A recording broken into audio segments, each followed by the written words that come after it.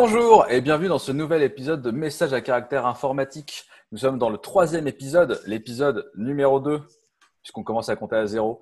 Aujourd'hui, je suis accompagné de gens merveilleux tels que Geoffroy Coupry. Bonjour Geoffroy Coupry. Bien le bonjour.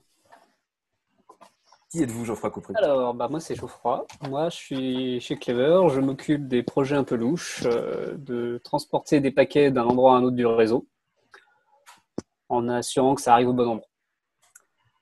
Je suis aussi accompagné de Arnaud Lefebvre. Qui es-tu Arnaud Lefebvre? Bonjour. Du coup, Arnaud, je travaille à Clever Cloud et je m'occupe d'un peu de la partie front de notre côté console et un peu des différentes intégrations d'add-ons type Elasticsearch, Artifactory, Jenkins, ainsi que d'autres sujets d'Ops. Voilà. Merci et je suis accompagné de Quentin Adam. Est-il nécessaire de présenter Quentin Adam? Oui, sans doute. Je suis le pseudo WXZCE sur Twitter, qui est vachement relié à mon nom. Et chez Clever, je réponds à des mails. Et je merge des PR. Cette semaine, j'ai mergé des PR. C'est un pseudo propriétaire par la complexité, sauf sur Pokémon Go. Sans plus attendre, premier lien, on va parler de gestion de temps dans les systèmes distribués. On va parler de clock, de vector clock, des choses comme ça. Moi, c'est un lien qui m'a bien plu parce qu'il explique pourquoi avoir des serveurs à l'heure, c'est important qu'on fait des systèmes distribués. Geoffroy, tu l'as lu? Alors, de manière assez simple, on veut savoir si un événement est arrivé avant un autre dès qu'on a des choses à gérer au niveau de données. Par exemple, qui a pris le dernier jeu Pokémon sur le site e-commerce? Faut avoir l'heure. Alors, on avait avant des méthodes qu'on retrouve par exemple dans MTP où on va faire des appels entre serveurs, chacun dit quelle heure il a, et on essaie d'estimer la latence entre les serveurs pour arriver à se synchroniser. C'est plutôt efficace, il y a des méthodes assez marrantes pour optimiser ça et obtenir une bonne précision.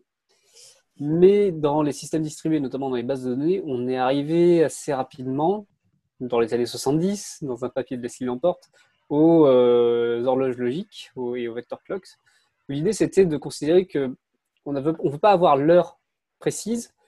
Ce qu'on veut, c'est savoir si un événement qu'on connaît est arrivé avant un autre que quelqu'un d'autre connaît. Si j'ai retiré 20 € et que je veux re-retirer 20 €, toujours le même exemple donné dans les banques. C'est ça. Par exemple, moi, je veux faire mes comptes et je veux m'assurer que quand je retire à nouveau 20 €, je dis c'est un événement qui arrive après le premier retrait.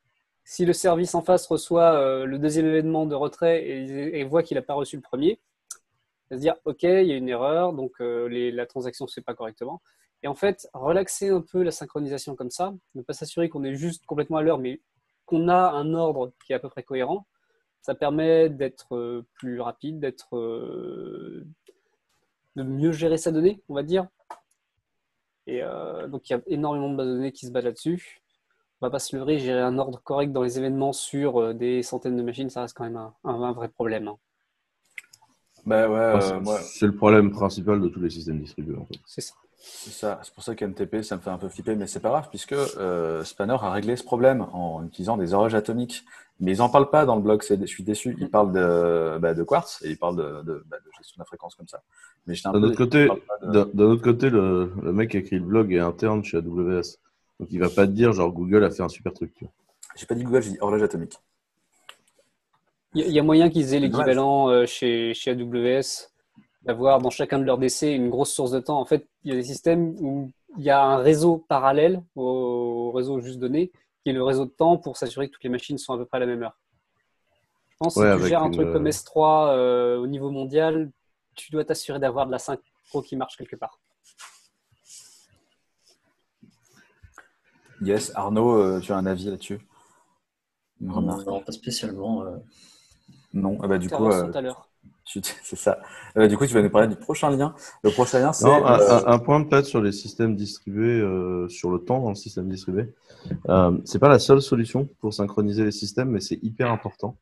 Et du coup, dès que vous voulez utiliser des systèmes en cluster, quels qu'ils soient, on vous demande pas de savoir implémenter les algos qui sont en dessous, surtout qu'il y a toujours des subtilités entre l'algo et l'implémentation. Mais je pense que c'est assez pertinent quand même d'aller lire ce type de papier, même si vous avez l'impression de juste utiliser une Mongo. C'est-à-dire que tout système distribué a des impacts dans sa distribution, et après, vous allez faire des choix. Et par exemple, vous avez des systèmes où vous allez, par exemple, toujours prendre en compte les transactions. Vous avez des systèmes où c'est l'ordre de la transaction, d'autres où c'est l'heure de la transaction qui va compter. Enfin, c'est assez intéressant de regarder comment est construit du coup la base de données distribuée que vous employez en sous-jacent pour être capable de faire les bons choix. Donc, ce type d'article est intéressant à lire, même avec. Enfin, faut se faire un bon técho avant. Faut accepter que ça va être un peu pénible. Il va y avoir un peu de maths, mais je pense que c'est important de lire ce type d'article, même si on a l'impression d'être juste un utilisateur de ces systèmes-là, pour être capable d'affiner ses choix, quoi. Cet article-là est presque sans maths, il est tout à fait lisible, ça va. Celui-là, il est assez Ouais, bien. ouais. Mais c'est marqué Vector Clock à un moment, donc, tu vois, il y a Vector, tout ça. Enfin. C'est l'Emport qui est peut-être le plus difficile dans ce qui est expliqué. Franchement, ça passe. Lisez-le, il est bien. Et donc, next, WSL2. Je ne me rappelle plus ce que c'est WSL, Arnaud. C'est ça. Alors WSL, c'est une technologie qui arrive, on va dire, sous Windows, qui veut dire Windows Subsystem for Linux. Globalement, en fait, l'idée, c'est d'avoir un système Linux, ou un environnement Linux, en tout cas accessible directement depuis votre machine Windows. Donc du coup, Microsoft a release la version 2 de ce système. La version 1 se basait majoritairement sur de l'émulation, en fait, d'un système Linux, comme on va dire ce que pourrait faire Wine rapidement avec les programmes Windows sous Linux, voilà. Et donc là, la version 2 maintenant annonce, on va dire, plus de rapidité et plus d'interopérabilité avec Windows, etc. Parce que maintenant c'est de la virtualisation. Et donc ça se base en fait sur leur virtuel, enfin sur leur hyperviseur, pardon, qui est Hyper-V. Voilà, donc c'est si vous avez un besoin, on va dire, parfois d'utiliser des commandes Linux ou Windows ou autre, c'est vraiment une techno qui est super sympa. Genre faire du grep, faire du find dans vos fichiers, c'est beaucoup plus simple que d'utiliser parfois la commande PowerShell ou autre pour vous en sortir, quoi. Mais attends, ça veut dire que la virtualisation, ce serait plus rapide que de lancer des processus en userland qui doivent checker des trucs? Non, là, en l'occurrence, c'était émuler des Ouais. trucs comme par exemple les IO. Ouais, mais en fait, Ouais, c'est ça. au-delà de l'émulation, tu es obligé de faire. En fait, tu es en userland, tu fais de l'émulation.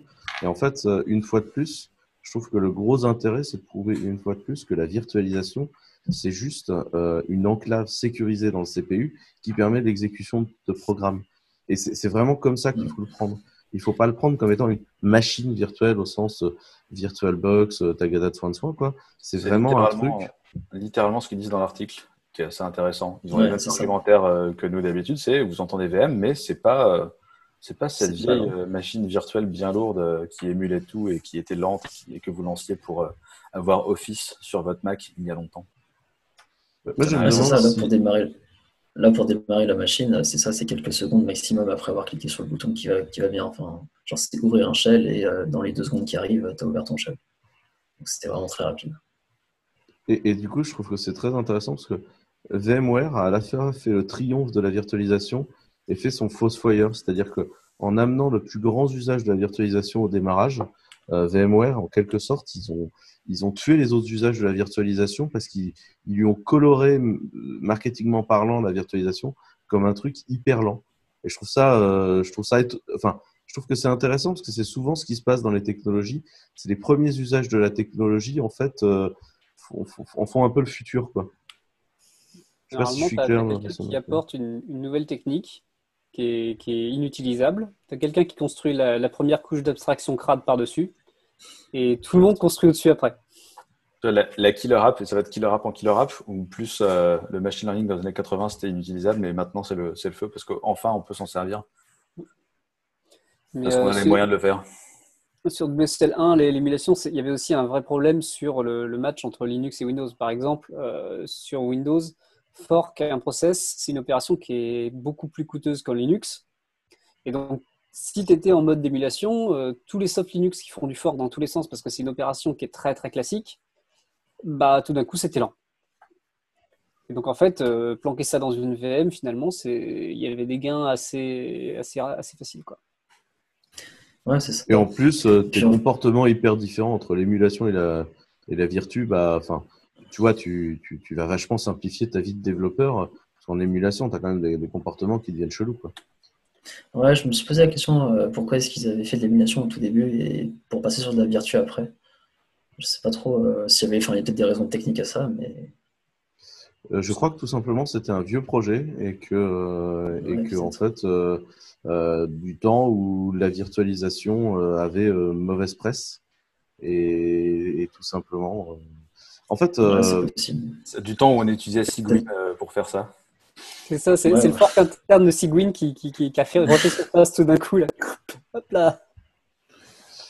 mais moi je trouve ça toujours très intéressant de voir comment à la base le fork interne de Cygwin qui a du coup été release par Microsoft parce qu'en fait il est important que les gens puissent se servir d'outils Linux sur Microsoft parce que les développeurs s'en servent beaucoup d'un seul coup se retrouve à devenir un produit à part entière hyper important et du coup les mecs reconçoivent toute la technologie qui est derrière pour en faire un truc mieux et je trouve que c'est cool parce que ça veut dire que en fait il y a beaucoup aujourd'hui de push des développeurs qui est fait par des gens qui sont des développeurs on dit aujourd'hui les rockstar développeurs mais au-delà de ça les gens de l'écosystème startup qui sont sous Mac, donc sur un Unix, qui bossent beaucoup soit sous Mac, soit sous Linux, et qui créent les outils pour développeurs en fait. Et après, les développeurs 9 to 5, qui eux sont enfermés sous Windows dans des boîtes, tu sais, où tout l'environnement de travail est cadenassé comme il faut, va se retrouver avec des énormes emmerdes, parce qu'en fait, tous les outils pour développeurs cool, mais ils n'y avaient pas accès. Parce qu'en fait, c'est des outils pour Linux et enfin pour Unix en fait. Et je pense que l'un des grands trucs de WSL2, c'est de reconnecter avec les développeurs. Et je pense que c'était un des grands trucs qu'ils ont fait. Je trouve ça très intéressant. Et franchement, c'est cool de voir cette technologie aller aussi vite pour devenir aussi cool. Enfin, c'est nice, quoi. Mm. Ouais, c'est avec ce genre de contraintes que tu te retrouves à avoir des frameworks de tests unitaires Hadoop développés dans les banques que nous utilisons chez Clever Cloud. Donc, big up à Cannes, si tu nous entends. Et encore une fois, la virtualisation, c'est rapide. Voilà. C'est ça. C'est toutes les couches d'isolation IO qui sont lentes. Et ça, rien à voir avec la virtualisation. C'est lent. Que vous fassiez du conteneur, du process, de l'émulation, whatever. Les couches d'isolation L'IO, d'IO sont lentes. Et donc, ne pas utiliser les capacités du CPU pour les rendre rapides, comme on peut le faire en Virtu, c'est vous tirer une balle dans le pied. toujours dans l'optique Windows release des trucs Ouais. cool pour les développeurs, il y a il y a une nouvelle release du terminal Windows. Moi, j'étais resté à Ouais. cmd.exe et à PowerShell. Et je découvre C'est qu'en fait, ça. il y a d'autres trucs qui existent, Arnaud. Bah, c'est ça en fait. Alors ouais, on continue dans la partie release sous Windows parce qu'au final, le mois de mai a été assez chargé en release pour Microsoft, on va dire. Et ouais, en fait, ça fait un an à peu près qu'ils avaient parlé justement qu'ils travaillaient sur un nouveau terminal qui était open source. Donc vous pouvez très bien le trouver sur GitHub. Et qui en fait donnerait un petit coup de frais, on va dire, au terminal cmd.exe qui est, on va dire, tout noir avec une écriture blanche, une police assez terrible. Et donc là maintenant, Et il y a pas de clipboard. Ouais, bah là c'est toujours pareil, je crois. Ou je sais plus, j'ai pas vraiment testé jusqu'au bout. Bah, le clipboard il était là si tu faisais du clic droit, tu surlignais, puis après, enfin non, tu surlignais, tu faisais du clic droit. C'est Enfin, pénible. voilà, on s'y connaît. Alors, sous Windows, c'est parfois un peu pénible, mais ça marche quand même un peu. Et du coup, donc là, ouais, c'est ça. Maintenant, il y a un nouveau terminal, donc on peut faire des trucs à peu près débiles comme changer la fonte et la couleur. Donc ça, on pouvait déjà faire sur CMD.exe. C'est un peu plus joli, c'est transparent, voilà, c'est un peu shiny, on va dire quoi. Et il y a le support des emojis, vous avez le support des multitabs. Donc, Ça, c'est cool. on va dire que c'est un terminal un peu 2000, je sais pas, année 2010, tu vois, par là. Année Mais au moins, c'est cool, 2020. ça. Année 2020. Sois gentil avec eux, on est Ah, en 2020. C'est ouais, c'est vrai l'année que Je les veux dire emojis, que c'est. Non, mais il y a les est-ce emojis, que donc on va dire ça 2015, allez. Ouais, est-ce que ça rivalise avec Germinal de l'ami Marc-Antoine? Euh, Alors, pour les gens qui ne savent pas, honnêtement, il faut expliquer ce que c'est, Germinal. ouais. Alors, je ne saurais pas comment l'expliquer vraiment bien, mais c'est un terminal qui vit dans. Enfin, qui se base principalement, on va dire, sur Tmux, et puis après, je sais pas trop. Et qui est Genome, en fait. C'est un terminal pour l'environnement Genome codé Je peux par installer le Marc-Antoine rondeur. Perrineau d'Ikerus. Oui, Ça, non, tu peux l'installer en dehors, parce que moi je l'ai en dehors et ça dépend pas de GenomeWhat en fait, ça dépend. J'avais l'impression qu'il Juste, tirait vachement parti de l'écosystème Genome. il me semble non, non, non, Peut-être qu'il y a une proche très belle de VTE ou intégration. un truc du style. Ouais, c'est une émulation VTE avec une intégration GPaste, j'imagine.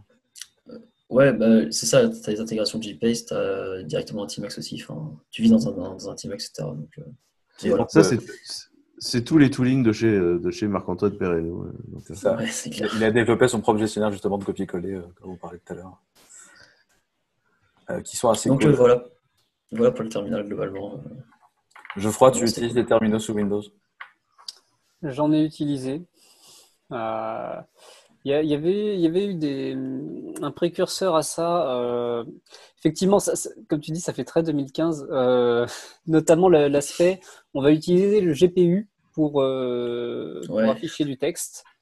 En fait, ouais. ça paraît overkill, mais c'est extrêmement utile parce que quand tu commences à avoir du texte qui défile très rapidement, c'est Bah, nous, super. dans la console, les logs qui sont affichés dans la console Clever sont. Enfin, il y a une propriété CSS qui dit bah, tu les renders via le GPU, quoi. Parce C'est que, ça. en effet, quand il y en a beaucoup, le Même CPU il marche. C'est beau. Même plus loin que ça, si tu commences à avoir du Retina, des choses comme ça, enfin, il y a un moment, même le texte brut que tu en fonte monospace de codeur, bah, tu vas quand même avoir besoin d'un affichage correct pour ça. j'avais fait des benchmarks à une époque qui étaient changés d'un programme et mon benchmark bougeait complètement d'un programme à l'autre selon si je faisais le benchmark chez moi ou au bureau. Et je comprenais pas pourquoi le benchmark changeait entre chez moi et au bureau. Et en fait, ce qui se passait, c'est que quand j'étais au bureau, j'avais mes écrans secondaires branchés.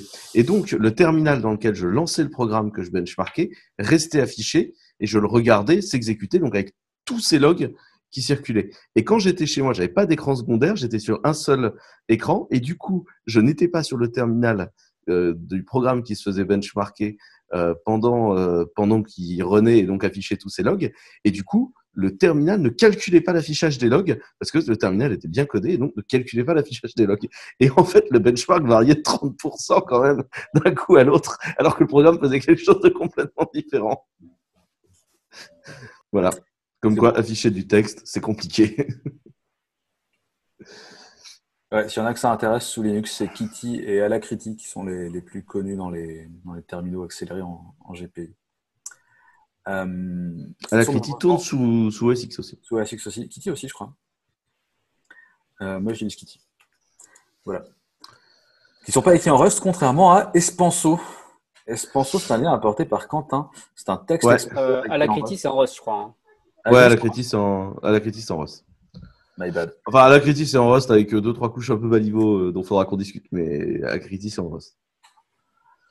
Oui, Espanso. Espanso, alors pour ceux qui ne savent pas ce qu'est un text expander, moi, ça fait des années que j'utilise un soft qui s'appelle Atext, qui est, en fait, tu tapes un petit bout de texte. Donc, par exemple, pour donner mon adresse mail, moi, je tape q@cc et ça écrit quentin.adam@clever-cloud.com. Et en fait, ça remplace une abréviation par un truc. Et ça, c'est capable de gérer des choses comme je te mets une phrase complète et je te remets au milieu. C'est capable de rajouter l'heure. C'est capable d'aller chercher dans le cas de Espanso. Donc, il est écrit en Rust. Il est très rapide. Il est très propre. C'est rare de voir un logiciel aussi bien packagé. Il est propre. Il marche sous Mac, sous Linux ou Windows. Et il est capable d'exécuter des scripts. Donc, par exemple, d'aller chercher les prochains time slots disponibles dans ton agenda. Il est capable de gérer des extensions. Donc, ils ont une espèce de repository dans lequel tu as du lorem ipsum. Donc, par exemple, tu tapes 2.lorem1, ça te fait du lorem ipsum sur un paragraphe. 2.lorem2, ça te fait 2 paragraphes de lorem ipsum. Mais ils ont d'autres trucs vachement intéressants en fait dans le repository et ils commencent à faire des repositories privés. Là, un des trucs que je veux faire, c'est pour tous les gens qui font du commerce chez Clever, tout l'argumentaire Clever, etc., le centraliser dans un repository disponible comme ça. Donc, j'ai trouvé ça super cool. Je suis assez fan. Une excuse pour faire la documentation structurée à coup d'Expander. Donc, je ne sais pas si j'irai jusque-là. Par contre, pour faire des démos, je ne sais pas si Uber utilise ça, mais quand tu fais des démos en live, plutôt que de montrer que tu sais taper avec un clavier, avoir un expander, c'est vraiment cool. C'est ce que je fais moi pour les confs que j'ai pu donner dans un terminal. Si jamais j'étais pas à l'aise, en fait, mon expander prenait le relais. Donc moi, je vais switcher, je pense, de Latex à Espanso parce que j'ai vraiment bien aimé le truc. Je trouve ça vraiment cool. Et il y a des trucs vraiment sympas il y a des formules Excel préprogrammées dans les packages. Et après, il y a des petits trucs du genre là, t'as un truc qui permet de faire un display de ta public IP. Donc tu as 2 points IP et bam, ton IP apparaît dans les systèmes. Donc c'est vraiment pas mal foutu. Il y a des choses plutôt sympas. Donc je vous recommande ce soft. Moi, j'ai beaucoup aimé bosser avec un text expander toute ma vie et du coup, je vous recommande de passer au text expander. Voilà, c'était le point. Arnaud, Geoffroy, vous êtes utilisateur de ce genre de choses? Du tout. Du tout. Alors, moi, je connaissais même pas le truc en fait avant que le lien ait été mis. Je savais pas que ça D'accord. existait. Donc, Donc voilà, tu l'utilises parce que c'est cool et pas parce que c'est écrit en Rust seulement. Comme par exemple, Photon. Quel est le lien suivant? Qu'est-ce que Photon? C'est du processing d'images en Rust et en Wasm et du coup ça tourne dans le browser et tu as une lib Rust que tu fais retourner en natif si tu veux. Ça, c'est un lien de Geoffroy, je crois. Ça. Donc, en fait, ça fait longtemps qu'on se dit, mais on pourrait dans le navigateur exécuter des apps un peu costauds niveau processing. Il y avait des exemples on ferait une espèce de Photoshop en Wasm, enfin en browser avant. Et là ça se professionnalise. C'est-à-dire qu'il y a une crate qui est assez connue qui s'appelle Image, qui a été wrap, compilée en Wasm et mise dans Photon, et Photon a rajouté son set de filtres par-dessus. En fait, c'est quelque chose qui se charge extrêmement rapidement dans une page, qui applique des filtres très rapidement aussi. Donc, il y a du processing assez avancé qui peut être fait directement côté navigateur. Alors, ça peut être un petit filtre comme ça juste avant d'uploader une image, à quelques millisecondes pour charger la lib, c'est largement gérable. Mais on peut aussi imaginer vraiment quasiment du traitement d'image dans le navigateur qui soit aussi fluide qu'une application native. C'est quelque chose qui m'intéresse beaucoup parce qu'on attendait des cas d'usage comme ça, de l'édition d'images, de sons, de vidéos dans le navigateur sans passer par une app native.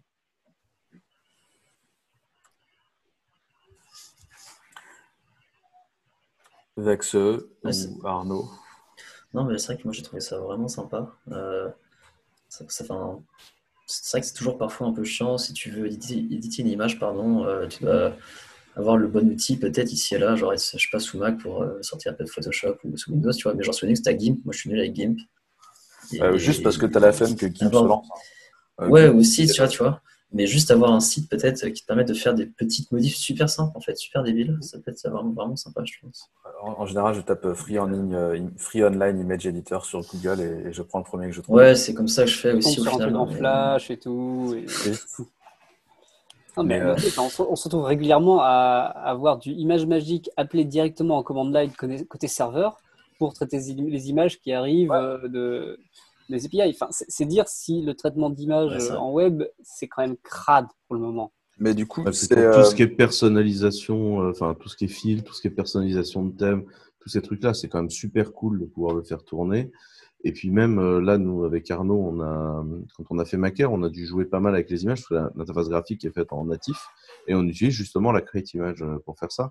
Et clairement, il y avait des choses qui manquaient en processing. Bon, nous on les a fait autrement, mais tu vois, typiquement le resizing, ça aurait été cool de l'avoir. Tu vois, ça. Enfin, maintenant c'est codé, tu vois, mais ça aurait été cool de l'avoir le resizing Photon. ça a été arrivé, mais Clairement. ce qui est vraiment cool, tu n'as plus besoin d'installer ImageMagick ou assimiler et faire du C. Donc, si c'est natif et que ça fait du Wasm, ça veut dire qu'on peut s'en servir dans le phase de Clever ou dans des petits trucs sandboxés comme ça. C'est plutôt une bonne nouvelle. On pourra faire du Instagram en serverless sur Clever. T'as déjà essayé de le coller un peu dans le face ou pas, Jérôme? Le traitement d'image, les filtres et tout, oui, ça marche. Je te rappelle que tu as fait une démo de watermarking avec Quentin. Oui, mais c'était pas avec Photon, c'était avec Image. C'était avec Photon, Image. a priori, ça va pas marcher directement parce que c'est très très orienté Wasm dans le browser. Mais par contre, Image, j'ai déjà utilisé. Je l'ai même en sous-fonctionnalité d'un autre exemple où je pré-processe une image avant de la filer à traiter par un modèle de machine learning. Donc, ouais, ça marche plutôt bien.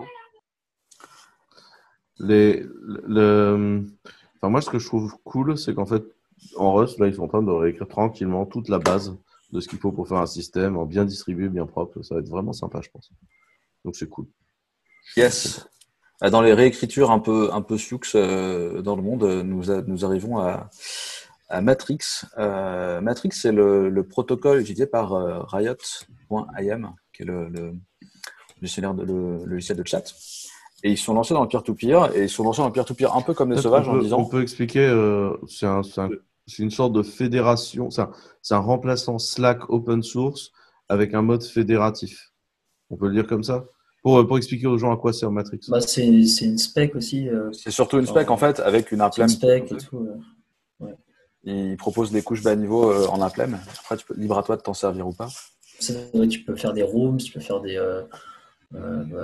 channels, bon, c'est pareil, mais des serveurs tout entiers, etc. C'est souvent présenté en opposition à XMPP en disant c'est la nouvelle XMPP plus récent. Et c'est vrai qu'au FOSDEM, effectivement, ils étaient au même endroit. Et là, ce qu'ils ont fait, c'est qu'ils sont partis full peer-to-peer en se disant de toute façon, on va bundler le serveur et le client au même endroit, on va le distribuer à tout le monde. Et le truc qui a été cool, c'est que une partie de ce truc-là est écrit et tourne en WASM dans un service worker dans votre browser. C'est-à-dire que ton browser fait serveur aussi. Et que tu peux fédérer, C'est ça. Fédérer comme ça. C'est ça, en fait. Il n'y a plus de serveur central, on va dire, hormis le serveur de rendez-vous, en fait, voilà, qui permet de mettre en relation les différents peers. Mais ouais, c'est ça, c'est après, chaque client est aussi au final un serveur et peut devenir host d'une partie de la conversation, etc. quoi. C'est cool le peer-to-peer. Hein. Bah ouais, c'est trop bien. Tu veux dire sur quoi tu bosses aux gens? Tu veux dire sur quoi tu bosses en ce moment aux gens, Arnaud, en peer-to-peer? C'est marrant ce que tu fais, Arnaud. C'est vrai, en ce moment, je fais un cache, on va dire, de dépendance en peer-to-peer. C'est-à-dire, sur toutes les instances de Clever Cloud, il y a différentes dépendances qui ont déjà été téléchargées depuis des serveurs externes. Et l'idée, ça serait que, au lieu d'aller chercher ces dépendances sur des serveurs externes, d'aller plutôt les chercher sur les instances qui sont juste à côté. De vous, en fait, sur le même serveur, ou en tout cas dans le même DC. En clair, au lieu de télécharger 6 fois Spring Boot, en fait, on va le chercher à côté, quoi. Et comme on a des tonnes et des tonnes d'applis, ça commence à avoir un R0 intéressant. C'est l'idée. Et au final, on utilise en fait la même lib que ce qu'utilise Matrix, lib P2P qui est au cœur de pas mal de projets. Mais lib P2P à la base, c'est les gens de chez IPFS, non, qui ont fait ça? Ouais, c'est ça. Ouais. C'est les gens de chez IPFS qui, en fait, je pense qu'ils se sont dit, il y a probablement moyen de faire un truc en dessous, et surtout, en fait, il faut quelque chose. En fait, tu as l'IP2P qui est une spec, en fait, on va dire, et qui est après implémentée dans différents langages, avec Go et JavaScript étant les langages les plus complets au niveau de l'implémentation de la spec. Quoi. Donc, en fait, c'est ça, il y a des libs en JavaScript, en Go, en Rust, pour faire du peer-to-peer assez, on va dire, facilement. Voilà. Et c'est vraiment pas mal. La question que je me demandais sur le peer-to-peer, c'était est-ce qu'on se retrouverait dans la même situation qu'IRC avec besoin d'être connecté tout le temps et de plus avoir d'avoir un logger pour avoir l'historique, ou si du coup quand tu te reconnectais à ta AMA et aux gens qui avaient la même room que toi, tu pouvais récupérer l'historique et du coup tu n'avais pas besoin de logger tant qu'il y a quelqu'un qui reste connecté tout le temps. Non, c'est comme en fait c'est des protocoles qui ont été inspirés de tous les travaux qui ont été faits sur Diaspora. Et du coup, tu as la notion de où est-ce que j'en étais et pour tout récupérer existe. Là où IRC, en fait, IRC n'est pas du tout du P2P. Tu es un client serveur et si le client n'est pas là, il va mourir. Et donc, en fait, tu es obligé de te mettre un client persistant et toi-même avoir un client de ton client. Ou alors venir te connecter en SSH et du coup, tu es en ligne de commande. Et c'est pour ça que ça se passe comme ça se passe. Après, il commence à y avoir des clients très sympas en IRC qui stockent tout tranquillou dans une database et toi, tu t'y connectes et tu es en WebSocket dessus, c'est pas si mal. Ouais, la database, c'est quand ça se passe bien. Moi, j'avais déployé de Lounge et c'était sur un fichier. Tout était logué en fichier. Mais je crois que Riot, ou je sais plus qui, fournit des bridges IRC à travers le protocole Matrix. Donc, au final, tu peux avoir ton application Matrix sur ton téléphone et accéder à tes channels IRC, etc. Si jamais. L'occasion de rappeler que il y a un channel Clever de mémoire sur Freenode. Je sais pas s'il y a encore beaucoup de monde dessus. Ouais, il y en a un. Il y a quelques personnes. Ouais. Faut que je me reconnecte. Mon serveur est en mort. Je me suis pas reconnecté. Et il y a un Jitter aussi, toujours dans la série parler avec des gens, jitter.in. C'est ça. Et nous, on a une room FR et une room EN. Du coup, vous êtes les bienvenus pour, par exemple, venir nous parler de ce podcast dessus. Sans transition, on passe au lien suivant. Mais je crois que c'est toi aussi, Arnaud, qui l'a mis, ce lien-là. Ouais. C'est sur parce que il se trouve que ça décrit un problème dont tu as été victime la semaine dernière. Oui, voilà, c'est ça. Alors, donc le lien, globalement, c'est... le problème dont on a été victime, on va dire, la semaine dernière, plutôt, on va commencer comme ça, c'est une expiration de certificat intermédiaire. Donc, c'est-à-dire que quand vous avez un certificat, en fait, vous inscrivez ça sur votre site, vous avez toute une chaîne de certification. Vous avez votre certificat à vous, et après, vous avez donc en général des certificats intermédiaires, et ensuite un certificat, on va dire, route. Et en fait, toute cette chaîne-là, en fait, valide le fait si votre client TLS valide la chaîne ou pas, c'est-à-dire que votre site est bien de confiance parce que la chaîne est résolue. Et du coup, il y a 2 semaines, à un moment, donc c'était un dimanche matin, tranquillement, voilà, un DCA intermédiaire a expiré. Et ce certificat, en fait, était beaucoup utilisé. Et donc, il a impacté au final pas mal de monde. Nous, on a été moyennement impacté au final. En tout cas, en interne, on n'a pas été impacté. C'était à la rigueur les vieux clients, c'est ça qui essaient de se connecter à nos services qui avaient du mal. Mais au final, les clients de nos clients n'ont pas été impactés si le certificat n'était pas impacté non plus. Mais voilà. Et du coup, ça faisait que, je ne sais pas si par exemple vous faisiez un curl sur une machine un petit peu vieille, il y avait une erreur TLS, alors que si vous iriez dans votre browser sur la même URL, ça ne fonctionnait pas. Est-ce que les browsers ship leur propre Ouais, c'est ça, en fait, update les pour browsers les CR? ship leur propre update et surtout, là, par exemple, nous, dans notre cas, ce n'était pas le cas de tout le monde qui était impacté. Mais alors, je n'ai pas tout compris, mais un certificat peut être... on peut valider la chaîne d'un certificat par plusieurs chemins, on va dire. Et du coup, nous, en fait, comme le certificat intermédiaire qu'on utilisait avait déjà été cross-signé, je crois, avec un autre certificat, en fait, il y avait 2 résolutions possibles de toute la chaîne. Et du coup, en général, les navigateurs utilisent les 2, alors que parfois, certaines libs, genre Baptiste, je crois 1 apparemment, voilà, 1.1, mais la 1.0 utilisait que le premier pass, et c'était probablement celui qui était expiré. Enfin bref. Mais ce qui est pas forcément super intuitif quand tu fais beaucoup de web et qu'on t'explique que Let's Encrypt est génial et que tu dois juste mettre à jour ton certif côté serveur, c'est que en fait ça se passe aussi côté client et ça on n'en parle pas beaucoup et c'est là que tu te rends compte que tous les objets qui sont pas à jour ou un ordinateur se met facilement à jour, mais il n'y a pas que des trucs qui accèdent à Internet dans les ordinateurs, enfin dans les desktops ou dans les laptops. Il y en a aussi dans les smart machins, dans les TV, dans toutes ces conneries et là, si on ne pousse pas de mise à jour. C'est ce que décrit en fait le lien, c'est que la personne avait fait un moment, c'est la BBC apparemment qui avait mandaté cette personne pour pour anticiper un problème du style, en fait, justement, parce que dans quelques années, ils allaient avoir un problème de certificat expiré, et du coup, ils se demandaient comment gérer au mieux. Et c'est compliqué en fait, parce que tu n'es pas maître en fait des équipements qui sont pas à jour, et tu vas forcément perdre du monde à un moment pendant la bataille, quoi. Et c'est un peu l'un des problèmes qu'il y a. Donc après, aujourd'hui, il y a toujours des moyens de il y a quand même des certificats qui sont cross-signés avec d'autres, donc tu peux quand même faire en sorte d'attendre le dernier moment, puis après tu le mets à jour et tu as encore un certificat qui valide 1 an avec un peu de chance. Il a été mis à jour dans des systèmes il y a 10 ans, etc. C'est un peu de la prière, quoi. Donc, moi, je pense, tu vois, je sais pas, j'ai l'impression que c'était un peu ça, comment il l'a décrit. Je sais pas ce que vous en pensez, vous, mais. Ouais, c'est hautement incertain. Je suis d'accord avec toi. C'est maybe, ça va, maybe not. Ouais. Et en fait, le problème fondamental de ce truc-là, c'est que t'as pas la main sur les ressources de tes clients, en fait. Donc, même si toi tu fais ton taf, faut que toute la chaîne le fasse. Tu vas perdre des gens, quoi. Ouais. C'est ça. Et c'est triste. Et encore une fois, pas super intuitif quand tu as l'habitude juste de faire du web. Un root certificate, c'est valable quoi, 25 ans, je sais plus, ou 30 ans. Et du coup, je crois que ça dépend. Là, celui-là, par exemple, était valable des années 2000, justement, à 2020. Donc, il a été créé genre le 28 mai 2000, c'est ça. Et il a expiré le 28 mai 2020, quoi. C'était il y a 20 ans, quoi. Voilà. Ouais. Il y a d'autres certifs qui sont valables 30 ans, d'autres 25 ans. Je crois qu'ils ont juste fait en sorte que ce soit une très grande période de temps. Après, je suppose qu'ils peuvent bien faire ce qu'ils veulent, je sais pas trop. Mais voilà. Quentin Geoffroy, le, vos CA Store sont à jour?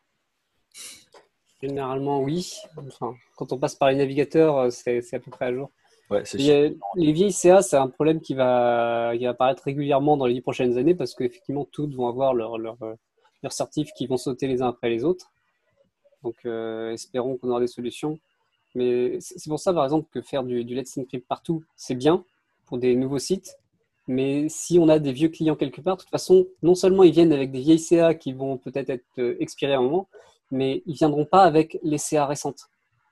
Donc, on peut avoir des cas assez rigolos comme ça de vieux clients qui ne peuvent pas se connecter. Et on va peut-être pas les abandonner non plus. Des fois, il y a de l'IoT un peu dans tous les coins je sais pas, un tableau électrique industriel quelque part, un bus qui envoie des métriques à un serveur, des choses comme ça. Qu'est-ce qu'on peut faire? On ne peut pas les mettre à jour, quoi. C'est ça. C'est ça. Alors qu'on pouvait facilement mettre à jour un décodeur pirate il y a longtemps. Et c'est le lien suivant. On parle du cryptage Canal+. C'est Arnaud, je crois, qui a rajouté ça, parce que ça te faisait marrer, en fait.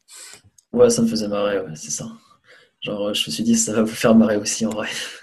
C'est effectivement assez amusant. Ouais, donc, vas-y si tu veux. Ça décrit un peu comment était fait Alors, c'est pas vraiment de l'encryption.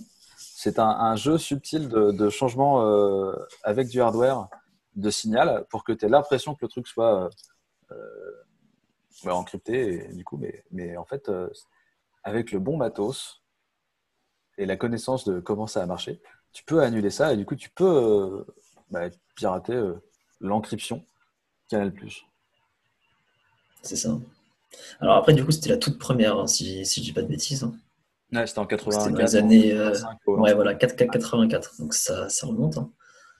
Mais ouais, l'idée, c'était juste de shift des lignes à droite, enfin certaines lignes de temps en temps à droite ou pas. Et ce qui fait que tu avais une image flow, en fait, tout en continuant d'avoir le contenu à peu près visible. Ouais, et le son, je sais plus comment il le bricolait aussi, mais c'est pareil, c'est un bricolage en fait, le son. T'avais un autre Ça, bricolage, il ramenait tout à la fin de la frame aussi. Enfin, c'était assez. En fait, ça se base essentiellement sur l'idée que de toute façon, les gens vont pas pouvoir bricoler ça chez eux. Ce qui est devenu une idée majoritairement fausse parce que maintenant, les gens ont des sous et l'accès à des ressources électroniques facile en fait. C'est ce qu'ils disent dans l'article, c'est que tu avais plein de boutiques électroniques qui te vendaient le kit, en fait, pour le gérer, où tu avais déjà toutes tes pièces. Tu avais le plan. Et... Bon, tu n'avais peut-être pas le plan, hein, mais en tout cas, tu avais des kits. Ça demandait quand même 2-3 connaissances pour le faire quand même, tu vois. C'est ça. Et il n'y avait pas forcément Internet aussi vite que c'est vrai. maintenant. Il n'y a pas de tuto YouTube. C'est ça. Dans les bureaux de Clever, là, il y a un Marantz qui vient d'arriver comme ampli. Et j'en parlais avec l'électronicien qui nous a aidé à réparer le Marantz. Parce qu'en fait, un Marantz qu'on achetait sur le Bon Coin et qui était niqué, quoi, qui marchait plus. Et fondamentalement, on a juste pris le Marantz, on a ouvert le Marantz, on a bricolé le Marantz et il est reparti. Et on n'a même pas rajouté rien dedans. On a juste rajouté un peu de plomb. Il y avait des pistes en sale état. Globalement, on a fait le ménage et on a rajouté des pistes. Ça demandé d'avoir un voltmètre et de comprendre. Il disait, mais comment tu sais quel est le plan du truc? Il me dit, en fait, regarde, tu prends n'importe quel ampli, tu tapes son nom dans Google, en fait, c'est de l'open hardware. En fait, les amplis, c'est de l'open hardware. Si tu cherches un condo, en fait, c'est ce condo, telle référence, c'est facile. Tu tapes la référence dans MacParts et après, t'as qui vend la référence, quoi. Et du coup, c'est parti. Et c'est vrai que là, du coup, dans mes cas, j'ai joué beaucoup avec de l'électronique. Et c'est incroyable ce que c'est devenu cheap, quoi. Tout est cheap.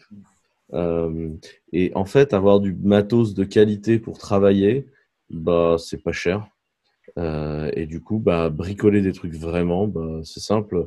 La moindre alim de labo, qui à une époque coûtait une fortune, aujourd'hui, tu trouves des alimes de labo à 50 balles. Elles sont un peu pourries, hein, je te dis pas le contraire, elles sont pas si stables que ça, elles montent pas très haut, tout ça, mais elles sont à 50 balles et tu peux déjà faire plein de choses. Et du coup, je pense que tu peux, aujourd'hui, faire des cartes filles que tu vas caler sur des Arduino ou des Nucléo pour bricoler avec tes enfants et tout, c'est devenu quelque chose de simple à faire, de ludique et de pas coûteux, quoi. Voilà. C'était mon côté. Faites joujou avec des condos, c'est marrant. Et dans la série coûteux ou pas coûteux, je propose du coûteux, puisque nous avons un article d'IBM qui parle ensuite de crypto-homomorphique. Et pendant des années, apparemment, c'était vu comme quelque chose de vraiment pas accessible parce que compliqué et cher, il faut écrire plein de trucs. Et donc là, IBM vient de sortir un SDK, un toolkit. Pour l'instant, c'est Mac et iOS et bientôt Linux et Android pour faire de l'encryption homomorphique. Geoffroy Coupry, c'est quoi l'encryption homomorphique? C'est un concept qui est très intéressant, qui est d'appliquer des opérations sur de la donnée chiffrée sans la déchiffrer. Donc, si moi j'ai un bout de texte ou d'image ou quelque chose comme ça et que je le chiffre, je te l'envoie. Tu vas par exemple redimensionner l'image ou appliquer des filtres dessus. Et tu me renvoies la donnée. Je vais déchiffrer. Là, l'opération aura été effectuée dessus, mais toi, tu n'auras jamais vu ce qui se passait dedans. Tu n'auras jamais vu déchiffrer la donnée. Donc, c'est quelque chose qui existe depuis longtemps. Il y a des méthodes, par exemple, basées sur RSA, qui sont vieilles comme le monde maintenant, on va dire. Le problème étant qu'elles étaient extrêmement lentes.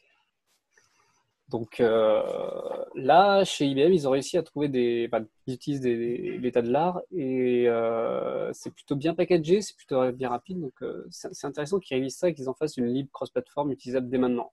Ça montre que ça se professionnalise sur ce sujet-là, quoi. Tu en connais d'autres à part IBM?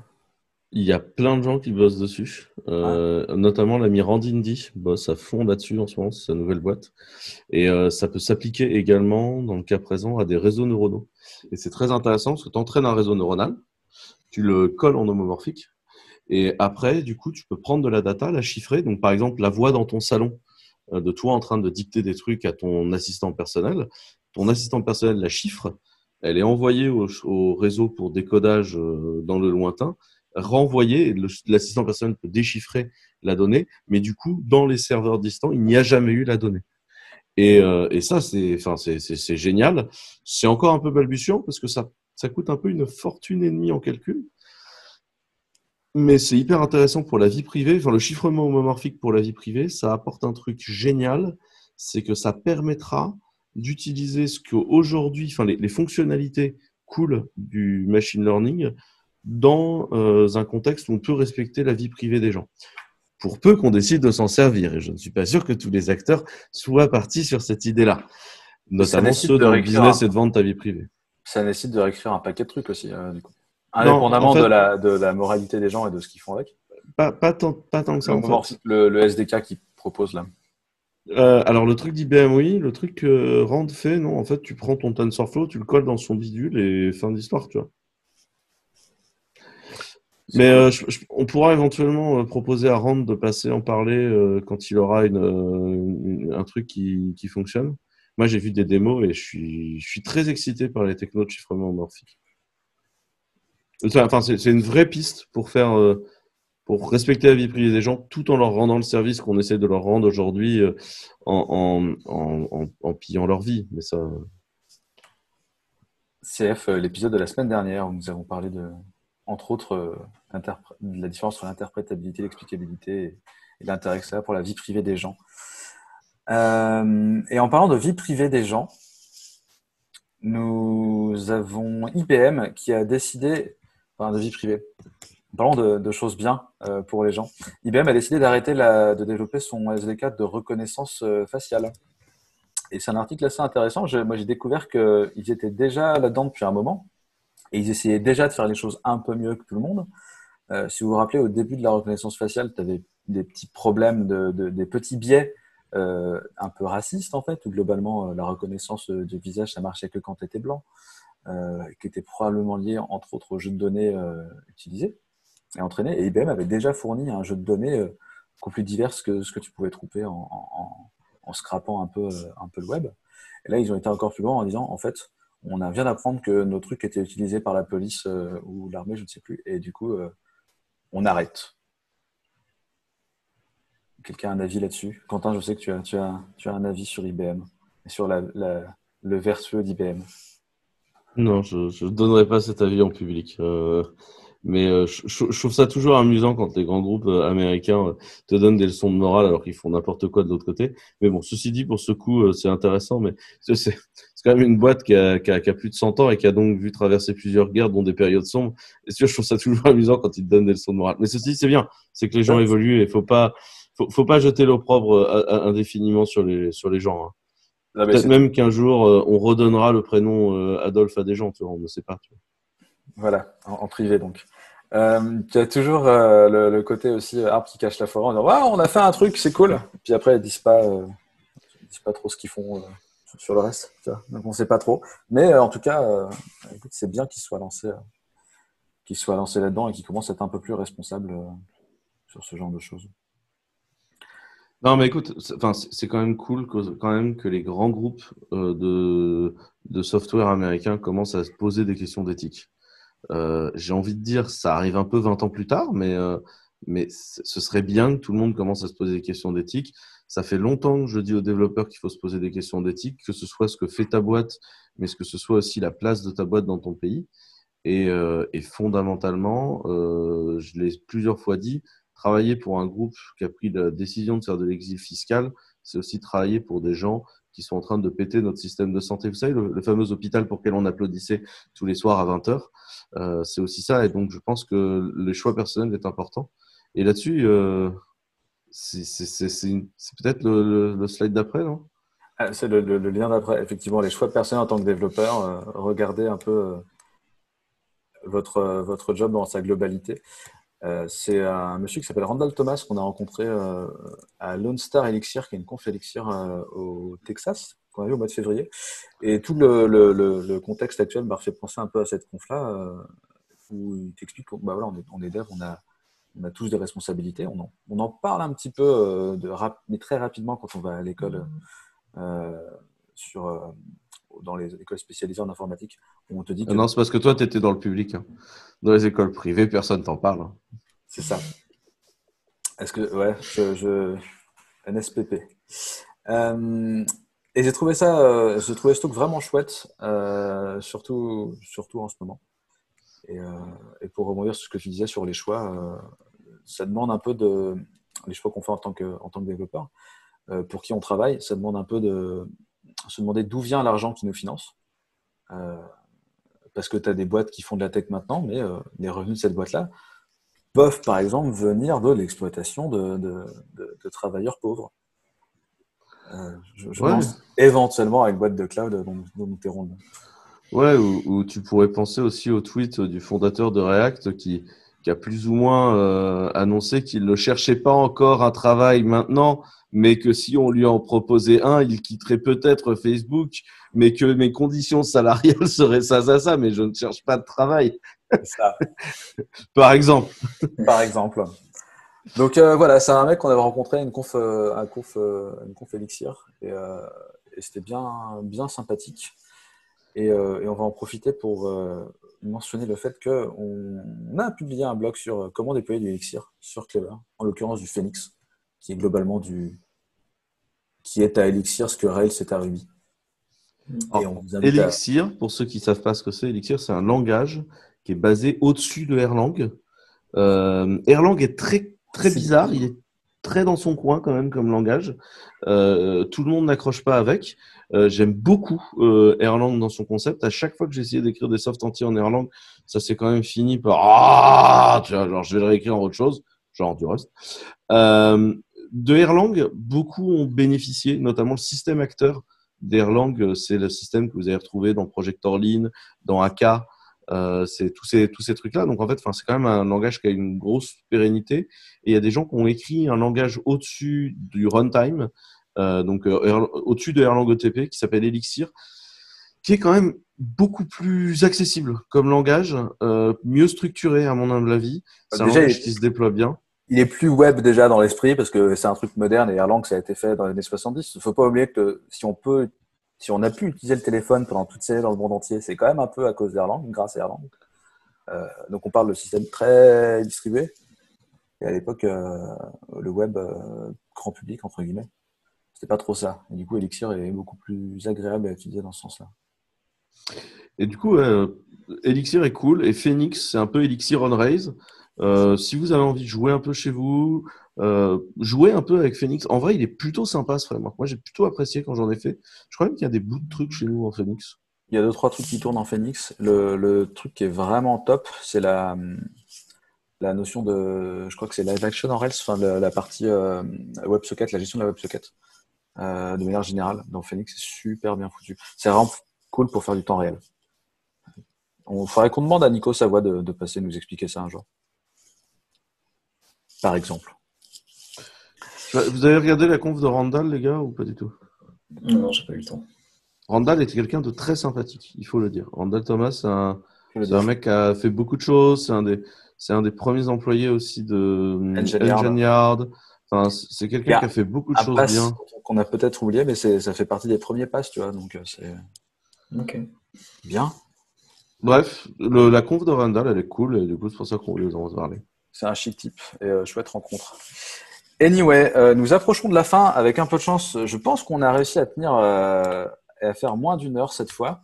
C'est le moment tant attendu de la sélection musicale de la semaine. Et donc, j'ai mon outil de décision. 1 à 5, c'est moi. 6 à 10, c'est Geoffroy. Ensuite Arnaud et ensuite Quentin. C'est parti. Et je tombe sur un échec critique. J'ai fait 1. Voilà. Eh bien, vous allez avoir droit à ma sélection. C'est bizarre du tout de m'auto-introduire sur ma sélection. C'est très chelou. Si tu veux, je peux t'en charge pour toi. Et donc, du coup, qu'est-ce que tu nous as sélectionné cette semaine, Laurent? Je vais vous sélectionner un mix de mon camarade de Charles Schillings, qui, comme la plus grande partie de mon réseau socio-professionnel, a été rencontré autour d'un verre. Et Charles était assez connu pendant toute la période French Touch. Il était résident au Queens, au Rex, il a été pour à Tokyo, tout ça. Il est essentiellement DJ, et ça c'est un mix qu'il a fait pour Télérama il y a quelques années et que je me réécoute de temps en temps. Dedans il y a du Killing Joke, il y a du Talking Heads, il y a du Tom Waits, il y a plein de choses rigolotes. J'aime bien bosser en écoutant ça. Voilà. Oh, c'est cool en vrai. Ouais. C'est assez efficace, on aime bien. Bon. Et ben voilà, mes chers camarades, à la semaine prochaine. Bisous. J'ai à caractère informatique. Salut. Salut.